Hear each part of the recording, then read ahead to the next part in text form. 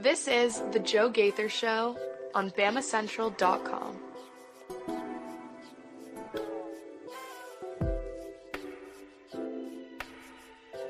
Good morning, Tuscaloosa, Internet world, West Alabama. How we doing today on a Wednesday? Happy Hump Day! It's the last day of the year. It's the Joe Gaither Show on Bama Central, BamaCentral.com. Hope you've had a great 2025. We've had a lot of fun with you in 2025 this year with Mason and Theo and Hunter Brantley, Hunter DeCyver, Katie Wyndham, all of us right here on the Joe Gaither Show. I want to wish you guys a happy New Year's Eve. Hope you enjoy really the game tonight, Ohio State and Miami. I hope you enjoy a lot of festivities with your family and friends.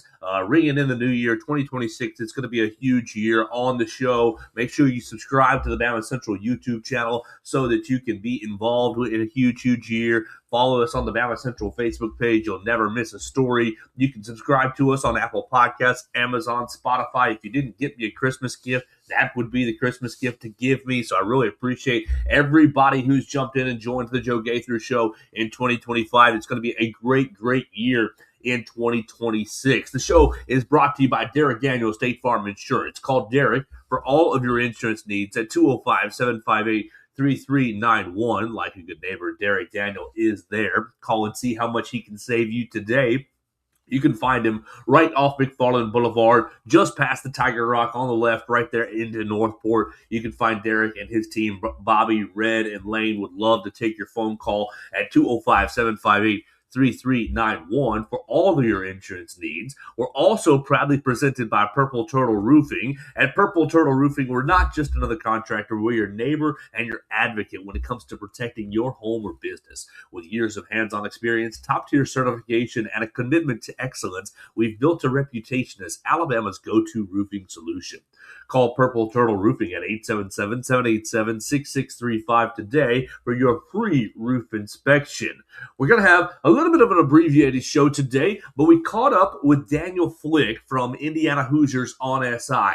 Daniel joined us from Pasadena yesterday, middle of the day. We talked for about 35 minutes after he talked to the Alabama and Indiana players and coaches at Media Days. Yesterday in Pasadena, you had the Media Day portion, and we were loaded on the Bama Central YouTube channel. Absolutely loaded. We've got interviews with Keelan Russell, Keon Keeley. We got interviews with Connor Talty. We've got all kinds of interviews from guys that you don't normally hear from. Caleb Edwards, Dijon Lee. Lots of great interviews. We put up maybe 45 different videos from yesterday alone. Obviously, some of them from the podiums. Kalen DeBoer, Ty Simpson, all the heavy hitters were right there at the podiums. But we had Hunter DeCyver, Katie Wyndham, and we had Theo Fernandez all out there conducting interviews within the Media Day portion. So if there's a player that you haven't heard from this season, I know you've got A.K. Deere on there. Daniel Hill is on there. Lots of players. Red Morgan is out there as well.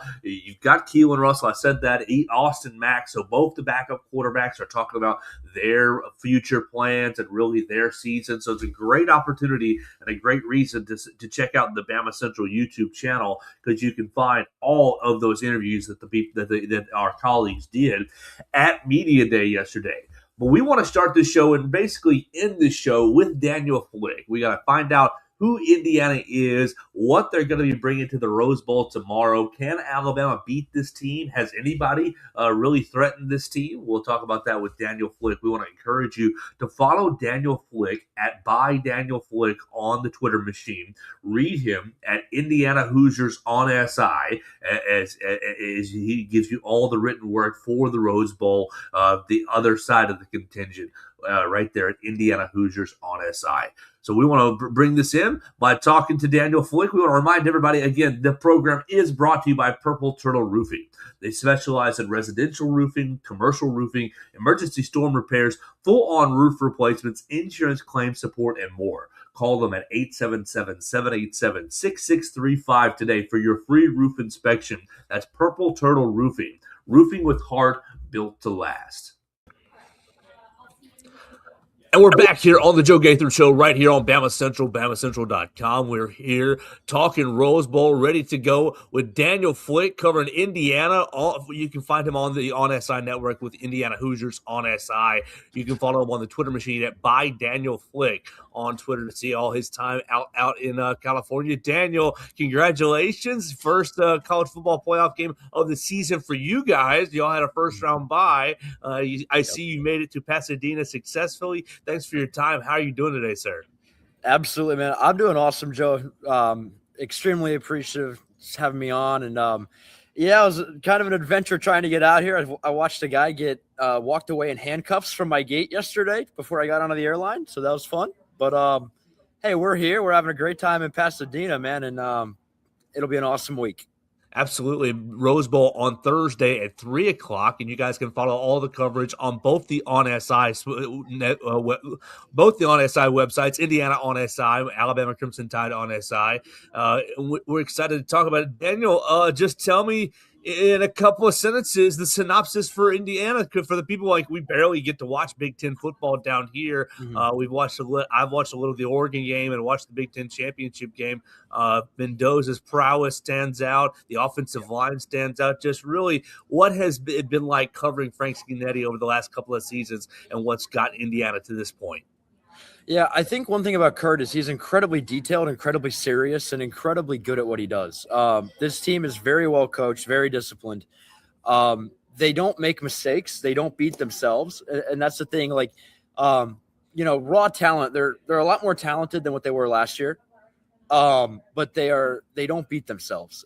And so, they're able to beat teams that talent-wise they really shouldn't be able to beat because – they're just so clean. They're so good at what they do. They very rarely bust coverages. They're very good at, run fits that they leave no gaps open. They just do a really good job. They play very clean football. They're one of the top teams of the country in turnover margin. They do a very good job all around. They're very well coached. I mean, that's one of the things, from Cignetti down, this is an incredibly well coached football team. And these guys are completely bought in. Yeah, and so we see that when we watch some of these replays of these games, and all the numbers reflect it with the very top run defense, as you mentioned, the turnover margin, low penalties, one of the fewest penalized teams in the country. Why is Alabama even playing? Can Indiana be beat? If Indiana is going to be beaten by the Crimson Tide, what might happen? I mean, obviously, you watch the Ohio State game, a couple missed field goals here, a couple fourth down failures for Ohio State. So they're right there to maybe take down the Hoosiers. But right now, Indiana looking pretty strong. How do you beat this team? Yeah, it's a good question. I thought Iowa had it. I thought Iowa had them beat. I thought Penn State had them beat.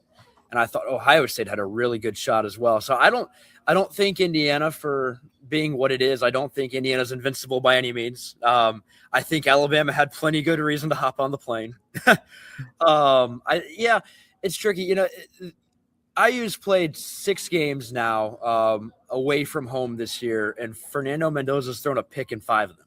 Now, he's led game-winning or go-ahead drives in the second half in 4 of them.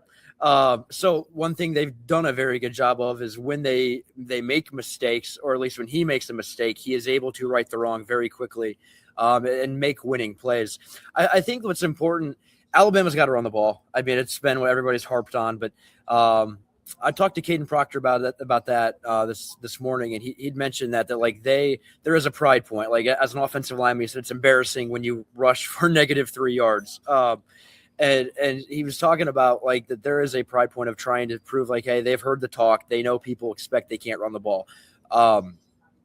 If Indiana can make Alabama one-dimensional, it'll make life very hard for Ty Simpson. The blitz packages that Indiana has is incredible. The way they can change the back end, picture-wise for QBs, pre-snap, post-snap, is incredible. So if Alabama can't run the ball, I think that'll be very problematic. So I think it starts with you got to have some level of ground game success for sure. And again, Indiana's offense there have been stretches this year where it hasn't been very good, right? The Iowa game was really rough for a good majority of that football game. The Ohio State game was rough for a good majority of that game offensively. So, there are certainly this team is beatable. And I think Alabama, with the athletes it has, the size it has, the speed it has, certainly has a shot at it. We're talking to Daniel Flick. You can follow him on the Twitter machine at Daniel Flick. Daniel, what's it been like covering a Heisman Trophy winner? Tell us all about Fernando Mendoza. Yeah, it's crazy, man. So my first year covering the team was 2023 when they were rotating quarterbacks against Ohio State and against Indiana State, and it's just crazy to see how far the program's coming that time. But the thing about Fernando, I think that's so incredible is like the way that he talks, the way that people see him, it's not a facade. Like he is 100% genuine, very authentic individual, and he's great with us. Like after he won the Heisman that Saturday night, he had an in-person media availability with us in Bloomington on like a Monday morning, and him and I were just talking about pizza like outside afterwards. Like, I mean, he's very authentic, very normal individual, which I think can get lost on people a lot. But as for on the field, I mean, incredibly talented football player. I mean, probably not the most physically talented as far as he's got a very strong arm and he's athletic enough and he can win with his legs, but he probably won't win like a longest throw contest and he's not going to run a blazing 40, but he's good enough in those two areas. And he's incredibly smart and very accurate. I mean, he layers passes very well. He can make every throw. I mean, I talked to Bray Hubbard about this earlier, about he pulled up a throw that Fernando made in week 5 against Iowa. There was a whole shot cross field. Very few quarterbacks can hit that throw. So I think that's kind of a nod to how strong his arm is. He's very good, I think, at being able to read things pre and post snap, and he can adjust it pretty well too. And again, he can win with his legs too. I mean, I don't think you'll see a lot of like called running plays, but you'll see quite a few times where he has won games this year at times where he'll hit a scramble and you think you have him beat and he'll pick up 10, 20 yards on it. And it just keeps the drive going. So he's a good football player, man. He's very accurate, very good dude. And he is very well liked. I mean, his teammates love him. Daniel, who's on the outside that's really helping Fernando Mendoza really make his plays? We've seen Elijah Surratt really get a lot of the attention. Yeah. We saw Charlie Becker having a really good game in the Big Ten championship game. What do you see in the receiver core that really makes life a little easier for Mendoza? Yeah. Omar Cooper is actually like leading the team in catches and in yards, and the crazy thing is he plays slot for them, and so they've got so much talent there because Elijah Surratt, obviously, very rightfully so, has earned a lot of the praise and great football player, great contested catch guy. I mean, he's very good at just putting his hands up late and being able to finish through contact. He is one of those guys where it's probably more like an 80-20 ball when you just kind of throw it up to him. He's great timing and great overall ball skills. So he's great. Charlie Becker, very late riser this year. He didn't really get much of an opportunity to play a whole lot the first 7 or 8 games of the year. And then against Penn State, when Surratt was out with, I believe, a hamstring injury, Charlie came in and played incredibly well. And I think the one thing about him, the moment's never been too big for him. I mean, he's made big plays time and again. Another guy, great ball skills. I think the belief is that he'll end up being their top guy next year, or at least a compliment next year. But he's making plays now too, and for being a taller guy, he can run quite a bit too. I mean, he's hit a handful of explosives this year. I think with Omar Cooper, very much so matured from last year, more available this year. Like last year, it was a lot of whenever the staff had complaints, I guess, about how much he could play, about whenever they'd want him, like there were a handful of times where Sig would have to ask, like, where is this guy? Like, why isn't he out there? So, I mean, he's taken a step. Good route runner, great hands, great run after catch player. Indiana, very good with the RPO stuff, which helps a lot. It's a lot of quick hitters. The vertical element exists, but it's not elite, if that makes sense. But each of Cooper, Surratt, Charlie Becker, those guys can all hit it. And then EJ Williams has had a couple games here and there that have been impressive too, but he's kind of lost that spot outside to Charlie Becker a bit, but a lot of talent. It's not necessarily I don't think Indiana's as talented or as deep outside as Alabama is. But I do think what you see there are guys that just play very well off of each other and guys who are used very well within IU's offensive system. And so you see Mendoza, he's out there making plays, and everybody's complimenting each other. But you look at like their backstory of basically the whole team, but really the offense. It's transfer from here, it's transfer from there, and maybe not. It's not this past year's transfer, but it's an accumulation of a couple of years transfer portal class. How has Kurt Signetti and Shanahan really gotten the most out of this group? That's really just getting to know each other over time and this year. Yeah, it's funny. They after the Purdue game, Fernando had said this from a quote that the center Pat Coogan gave pregame for that one, where he called them a bunch of misfits and rejects. So that's really what it is, right? It's a lot of guys who have been passed over who are kind of all united into one big rallying cry of like, I think Aiden Fisher said this last night, like nobody else currently in the playoff recruited a good majority of the guys on this Indiana roster. So I think it's a collection of they're very motivated. I think Indiana, one thing the staff does a really good job of is teaching. They can explain the why, they can explain the how, they can explain what they're trying to accomplish, not just, I want you to go out and do this. Here's why I want you to, here's how you do it.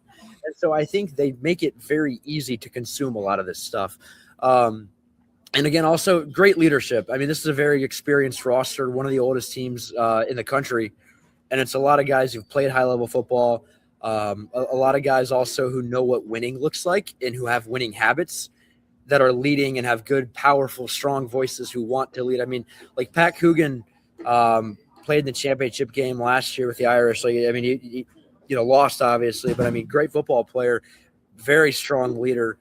Guys like that came in, and a lot of the JMU guys came back from last year. There was a handful of them that left. But I think what Signetti did is he struck gold in the portal this past offseason last offseason, I guess now, to where a lot of the veteran guys that he brought in are tremendous leaders. And so there's really been no drop off in terms of culture. That was kind of the main question is like, okay, you're going to lose a lot of guys.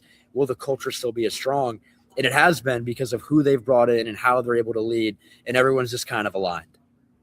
We're talking to Daniel Flick. You follow him at @ByDanielFlick on the Twitter machine. Let's stay with the quarterback for just one more question. Obviously, 30-something touchdown passes on the season, 33 touchdown passes on the season, only the 6 interceptions. You mentioned the interceptions on the road. Where have you seen Fernando Mendoza make a mistake? Or what has tripped him up? Obviously, very little so far, but what has tripped him up in these moments where he's turned the football over? Yeah, a lot of the time I think it's pressure, pressure in the pocket, pressure in the game. I mean, there's interception against, let's see. So he had one against, I think, UCLA or Michigan State that was opening drive. He had one against Maryland that was opening drive. But apart from that, the other 3, I believe Penn State was in the fourth quarter. It was either late third or somewhere in the fourth when that game was starting to flip. Oregon was in the fourth quarter. That was a pick 6, if memory serves. And Iowa was also in the fourth quarter. So, I mean, a lot of these times, and again, kind of the common theme with that is he was under pressure and made a not a very advised choice of throwing the ball.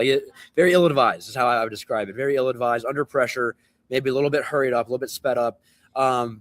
It's interesting. I talked to, I think, Deontay Lawson about that today, about how do you stop him? How do you attack it? And he said you got to pressure him. Like you've got, for Alabama to have any defensive success in this game, they've got to pressure Fernando Mendoza. So that's it. I think you kind of speed up his clock just a little bit, where there's been times this year where he's maybe had an extra half second to throw and he's gotten it off, and he's so accurate that he can kill you with it.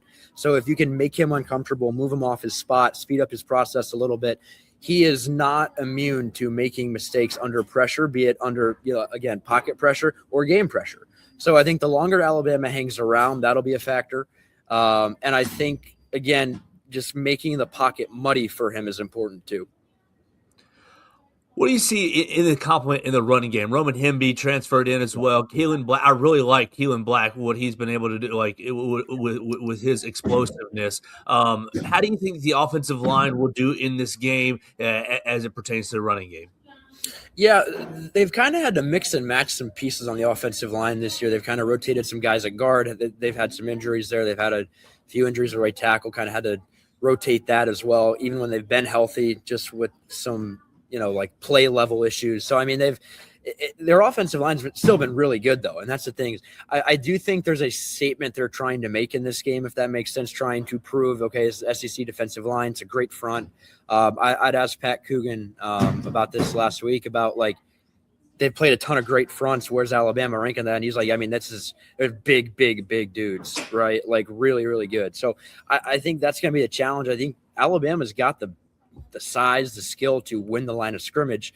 You've seen, I mean, there have been games when IU has played those elite level teams, the run game's kind of been well contained, and then they'll hit a couple explosives here or there.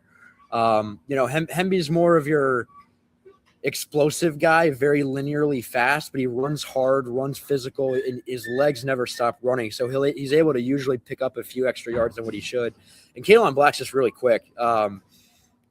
Really, he won't win a ton of like races, but he is quick, and he's got very good vision. He hits holes very well, great cuts, and I think it's going to come down, I think, to Indiana's able to open rushing lanes. How long can they sustain them? That's what happened with Ohio State. Indiana could create the lanes, and then a few Ohio State players here or there would just snatch, come clean, and then stop it for a small gain. That happened probably around 80% of the times IU rushed the football.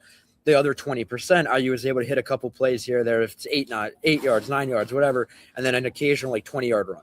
I think Black had one for 35 or around there against Ohio State.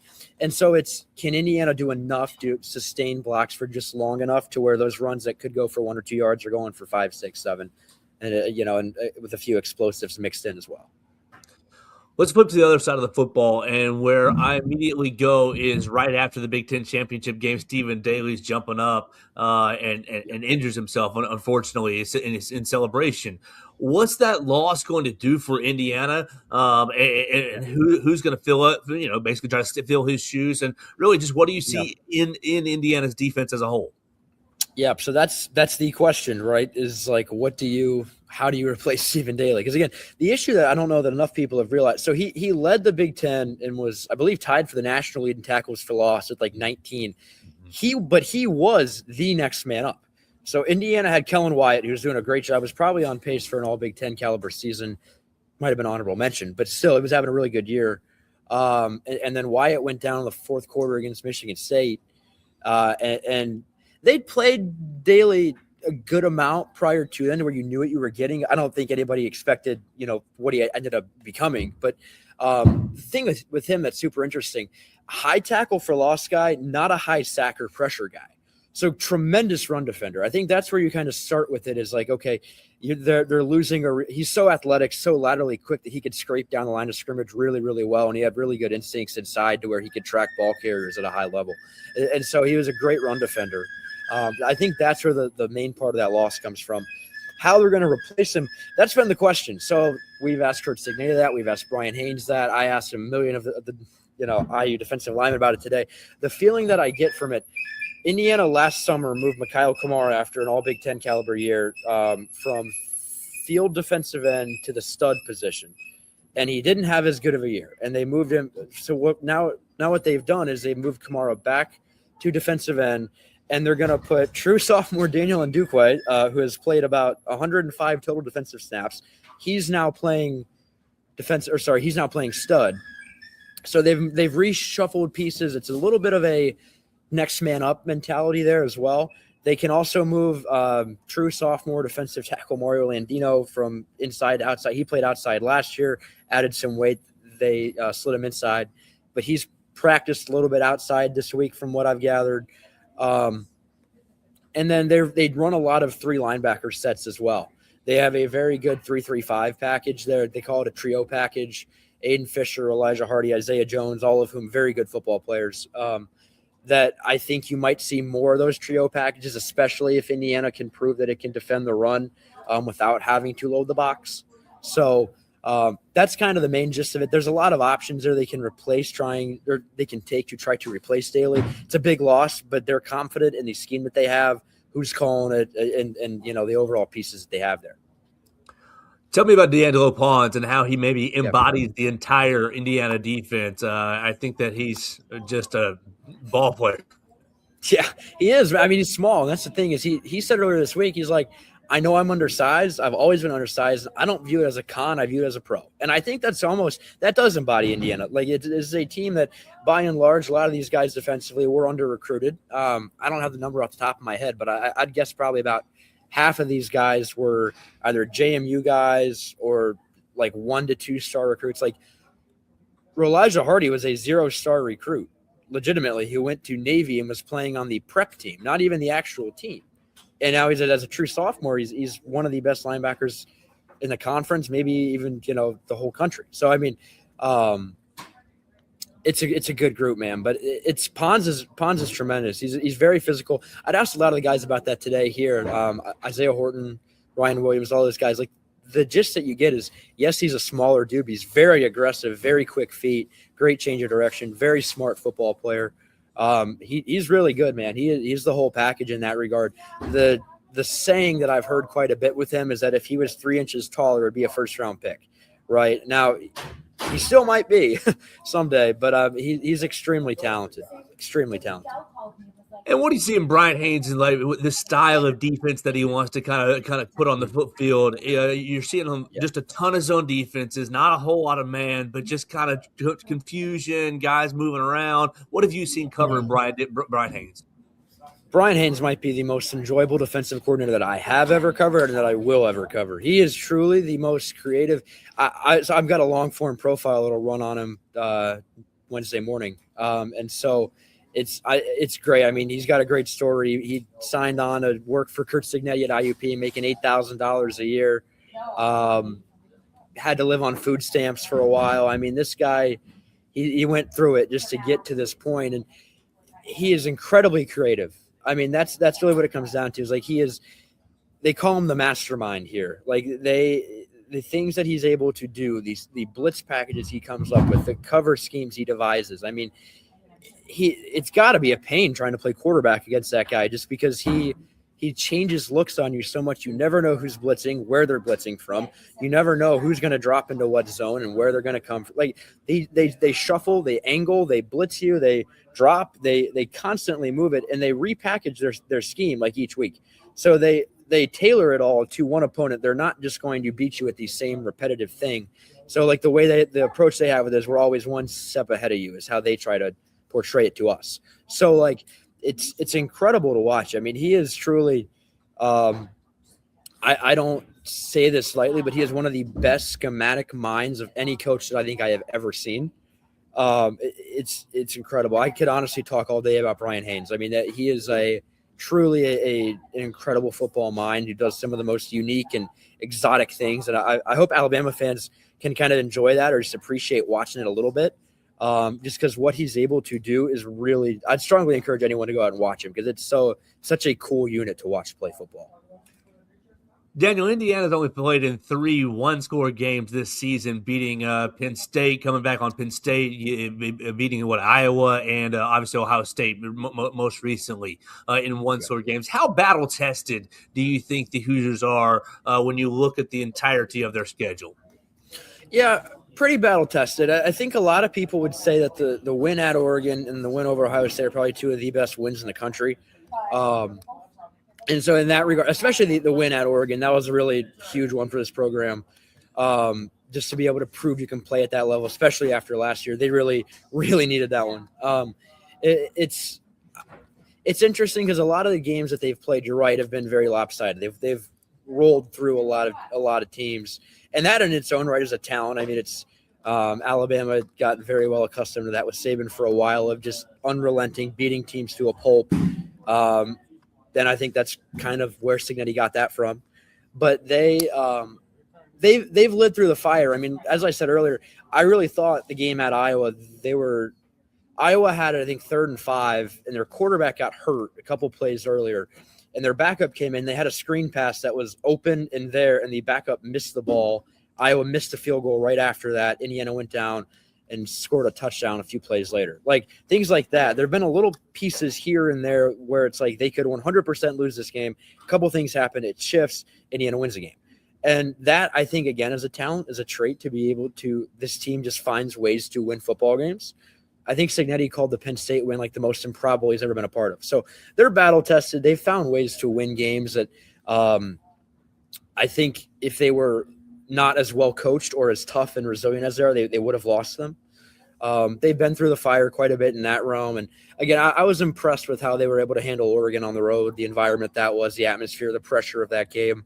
So reasonably battle tested, probably not as battle tested as, the Tide with the ringer of a schedule Alabama had midseason, where it was just ranked team after ranked team after ranked team and whatnot. But again, I think battle tested enough, especially against an elite tier competition with Oregon and Ohio State, to where I think they feel confident in who they are and what they have.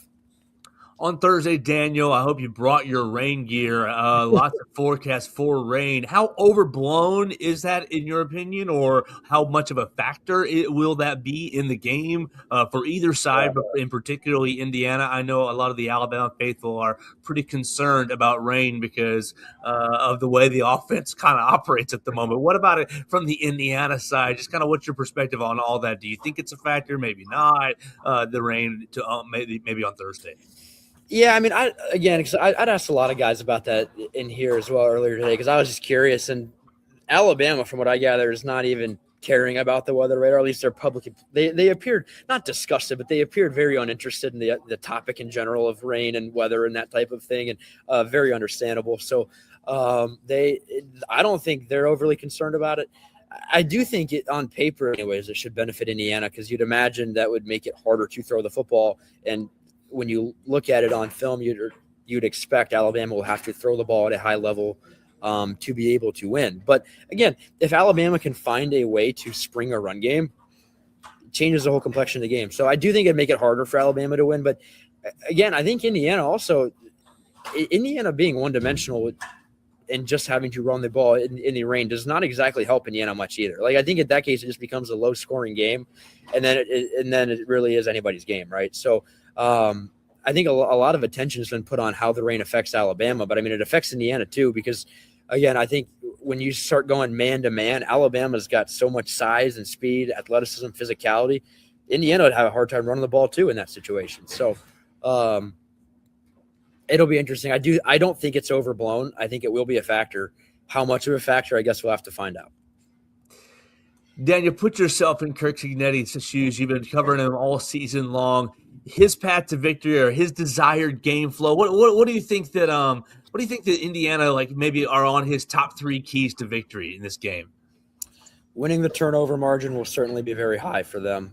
Trying to play clean, low penalties. I think again, winning the line of scrimmage always very important for them. That's probably the main one, especially in a game like this, especially if it rains. I think Indiana's defensive line will be fine as far as winning the line of scrimmage. I think the offensive line is a much bigger question. So I think there's a chance it ends up being low scoring, especially if it does rain. I'll be interested about that. I think it could be interesting. Yeah, but it'll be. I think apart from that, running the ball, win the line of scrimmage, got to win turnover margin. That's what Sig harps on all the time, right? So that's kind of where I would start with it. I don't think they're trying to make this a shootout. I don't think they've kind of proven they can win games in a variety of ways. Again, blowing teams out or winning a shootout, winning a low scoring. I mean, like they've kind of won games in enough ways where I think they don't have like a set, this is how I want to win this game. But I do think it'll be a lot about toughness. It's kind of a toughness game, I feel like. Daniel, on the show, we play three players to watch every game. We pick three Alabama players that need to have a big game or need to contribute or might stand out, from under the radar. Daniel, who would be your three Indiana players to watch if you had to pick three Hoosiers that have to have a good game or will stand out or you think are under the radar that will have a big role in this game? Who are your three Hoosiers to watch for this Rose Bowl? Yeah, I think Elijah Surratt, number one on this one. Indiana will need to make plays, I think, on the outside. I think that they've got the players to make the plays. I think Surratt's been a big moment player this year, if that makes sense. Like he has risen to the occasion in big spots this year. And I think, he had the winning catch against Oregon, the winning catch against Ohio State, the winning catch against Iowa. So three big games, three close games. He's made big plays late. I think that's kind of, if it comes down to it late, that's where IU will probably look to. I think defensively, Mikhail Kamara, this is a big opportunity for him. Again, when you lose Wyatt, you lose Daly, you're down to your preseason number 4 edge rusher opposite of him. This is a big chance for Kamara. I think he has not had the year that he wanted. He said in media days he wanted to break the school sack record at 16.5. He wanted to hit 20 sacks. He ended up with 1 sack this year. He led the team in pressures, had about 46 pressures. I mean, he was very disruptive and impactful, but he didn't have the sack production that he wanted. I think this is a big chance for him against an SEC offensive line to try and win, to try and make a statement in that regard. So I'd say Kamara, Surratt, probably the top 2 there. I think you kind of look at it a little bit too in the back end, being able to try to contain these Alabama receivers. Pons probably has to have a big one. I'll go away from Pons. I think Jamari Sharp, Indiana's number 2 corner, will play a very big factor. One of the main reasons I think Indiana was able to beat Ohio State is because apart from a couple plays that I think, Smith saying to Smith against Pons was that they hit a couple of those, and Smith had, I think, 4 for 84, something along those lines. Apart from that, Ohio State struggled moving the ball through the air. And I thought Jamari Sharp, for as much praise as Pons gets, and again, rightfully so, he's tremendous. Jamari Sharp has played very well this year, been very hard to beat. So if with Alabama's offense, the depth of playmakers outside, being able to shut down the other side of the field opposite Pons is a very big task, a very big priority, I think. So I think if Jamari Sharp plays well, it changes the whole complexion of it for Indiana. He's Daniel Flick. Follow him at @ByDanielFlick. Read him at Indiana Hoosiers on SI. Daniel, what are your thoughts on Pasadena so far, and maybe give us some of your final thoughts on this game as we head into a big Rose Bowl quarterfinal matchup? Yeah, Pasadena. It's been cool, man. I haven't gotten to see a whole lot of LA quite yet. I got in late last night around 11 o'clock, and then we were up bright and early this morning for media day. I was about a 7 a.m. wake up after about a 1 a.m. falling asleep last night. So bit of a quicker turnaround, but it's awesome, man. It's really cool walking around here, and just kind of crazy. As a guy who covered this team at 3 and 9, to be able to see Indiana where it is now. And I grew up in Alabama, in Hoover, so I actually grew up an Alabama fan. So it's kind of colliding of two worlds a little bit for me here. So it's really a special experience and really surreal, but it's awesome. And I'm really excited to watch the game too. It'll be a great game, great matchup, and hopefully a dry one for the fans. Well, do you see Indiana moving on, or do you see Alabama maybe pulling off an upset? It's a good question. My lean is with Indiana. I think it'll be lower scoring. I think it's going to be something along the lines of like Indiana 14, Alabama. I'll go like Indiana 20, Alabama 14. I think that's kind of a reasonable look at it. I haven't nailed down my final thoughts on this, to be honest with you. That might end up being a night before game ordeal where I think, this is where it's leaning. It'll be interesting. I think Alabama has the size, the athleticism, the skill, the raw talent to absolutely win this game. 100% can win this football game. And so I think if Indiana makes a few of the uncharacteristic mistakes that they haven't made this year, the game changes. I mean, truly, it really comes down to that. I think Indiana will have to play mistake-free to win the football game. That's what they've done this year, though. So at a certain point, it becomes that's part of who you are. So it would not surprise me in the slightest if Alabama wins this football game and ends up playing in Atlanta on January 9th. But I do think Indiana's kind of my lean with it right now. Thanks so much for joining us today, Daniel. Have a lot of fun out there at the Rose Bowl. Make sure you follow him at @ByDanielFlick on the Twitter machine and read him at Indiana Hoosiers on SI. Appreciate you, Joe. Thank you. Yes, sir. Have a great day. You too.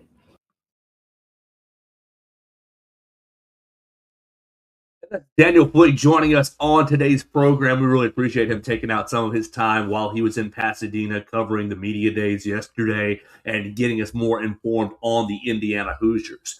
I haven't quite decided yet what I'm feeling about for this game. I do think it's going to be very, very close. I do think Alabama has a good chance to win, but I think that Alabama is going to have to create some breaks that really Indiana hasn't had to deal with that much this season, particularly in the turnover department.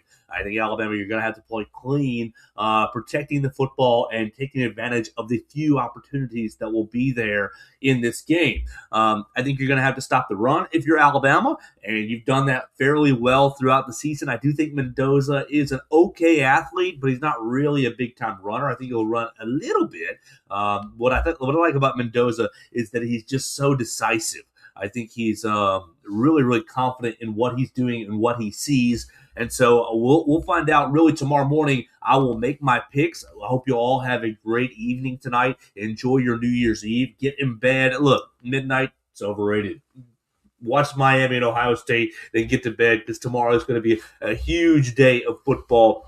I guess with that, I need to go ahead and pick Ohio State for the game tonight. I think it'll be closer than the experts really have indicated. I think it'll probably be Ohio State by 7, Ohio State by 3, somewhere in that range, a one-score ball game tonight in the Cotton Bowl. So make sure you check that out. We will talk tomorrow. We'll have a Football Thursday. We'll make it really, really, really tight, nice and tight. Talking about the Rose Bowl game, Alabama's 3 players to watch, keys to the game, and our picks. So we'll do that tomorrow morning right here on the Joe Gaither Show on BamaCentral, BamaCentral.com.